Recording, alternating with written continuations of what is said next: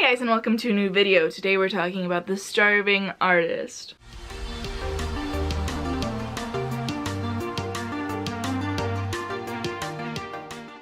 Now you guys know me and my sayings, and as I've always said, the starving artist mentality is dead. You do not have to starve or suffer for your art, you deserve to get paid for it, but that does not always mean that the paycheck is going to be on time. So here are some tips for when the paycheck is late. Number 1, Dollar General is your friend. I'm not talking about the 99-cent store because that shit is not 99 cents anymore. I've gone there and something was like $15. What the fuck is that? Dollar General is $1.06, I think, because of tax, so be warned of that. However, their food is actually not that bad. Just look at expiration dates and you can actually make like a pizza from scratch that's actually pretty bomb for like $4. So, and then you can have leftover stuff for another meal.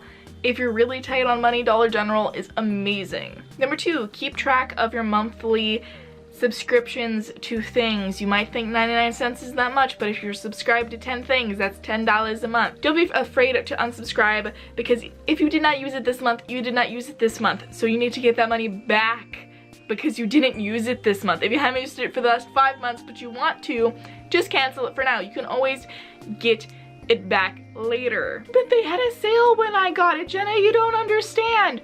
Okay, yeah, I do, because I've subscribed to a lot of things, but they always go on sale. You can just wait and do it then. If you did not use it, unsubscribe from it, and you can always get it back later. Number 3 is, speaking of subscriptions, Spotify Premium is totally worth it. This is one that I put off for literally ages, but when I got a Google Home over there that won't let me play music, when I'm in the car driving someplace and I need book inspiration, so I want to listen to a specific song and I can't get it, I'm gonna be pissed if I don't have Spotify Premium. And if you were a student or still have like a student email or whatever, I forget what it takes to actually use it. I think you need just like a student email still. You do the student Spotify Premium, you get Hulu and Showtime for free as well. So like, hell yeah, there's some good shit on Hulu. Like Futurama, all of Futurama for starters. And it's all at one price, so you don't have to go and buy multiple subscriptions. It makes it super easy to just cancel all of them at any time versus canceling individual subscriptions. And speaking of student things, keep your student ID, specifically if you went to college. Because even if you look a little bit different from the picture, most places won't care and will still give you the student discount. For example, if you have a Harkins anywhere near you, you can take their already cheap movie prices, like movie ticket prices, and drop it even lower. Just a side note, because Harkins is way better than Edwards, because Edwards is expensive. That should be like a 2.0 tip here, is don't go to Edwards. If you have a smaller theater, they're so much more worth it. AMC, save that for like a special occasion, kind of like, you know, a special date or a special event or something, because that's really expensive. Edwards is also expensive. I am never paying like that much for a fucking movie ticket ever again unless I'm going to an AMC and I'm getting some food with me.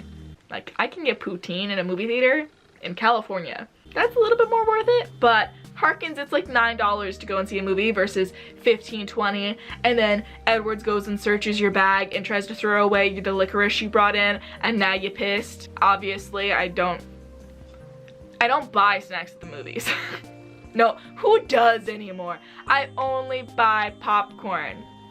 And before I brought popcorn into the movie theater, I pretended I was pregnant, shoved a bunch of popcorn up my shirt, and pretended that was my baby, because you know what, for that night it was. This got really off topic.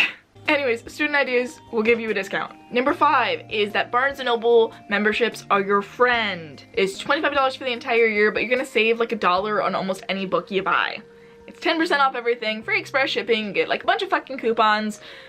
It's worth it, especially if you are a writer or aspiring author. You need books specifically about craft or other things that are out in publishing so you can keep on your game, but that shit is expensive. $25 for a new hardcover release? Are you kidding me? 10% off that, plus I got a 20% off coupon. I'm getting 30% off. Way better. And for artists in general, they have art supplies like crazy. I have an entire drawer over there full of art supplies that I immediately don't use as much as I should, but like a lot of that was way cheaper because of memberships and coupons. I will note, however, though, that I could be biased because I am an employee, but I'm not being paid to say this. I'm only paid to say it when I'm at work at the register.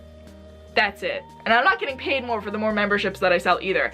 I wish that it was. Could I get a commission? That'd be so much more better.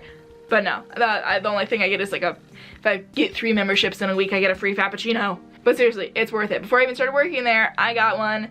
I used it until I was hired, and now sometimes even my employee discount does not get me percentages off anything. So then I use my Barnes & Noble membership because it still saves me money. And I guess I should probably mention this though, that you can get Kindle Unlimited. I like Amazon's shit. I don't read online books very often. I'm trying it right now and I have like a free subscription.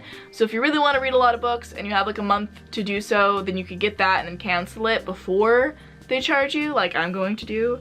So you can try that. But also they're my competitor, so that's why I'm making this face.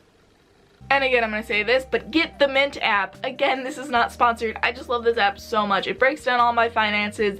It made me realize how much I was spending on bullshit things like $50 in 1 month on movies, and I still, to this day, have not watched all the movies that I bought. Are you kidding me?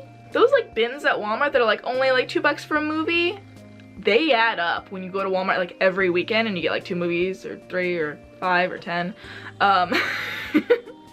They add up really quickly. So I recommend the Mint app. It's completely free. It's my favorite app to use for finances. It's the only one I use. I've tried other ones. They're all bullshit. I don't trust them.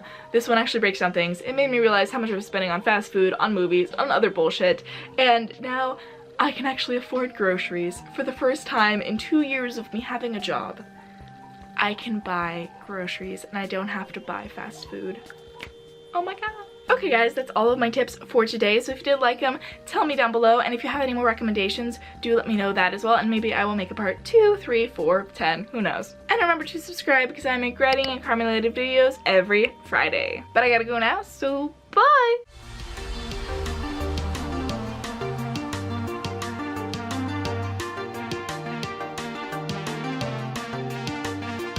Trying to step back and see the view from above, 'cause I know that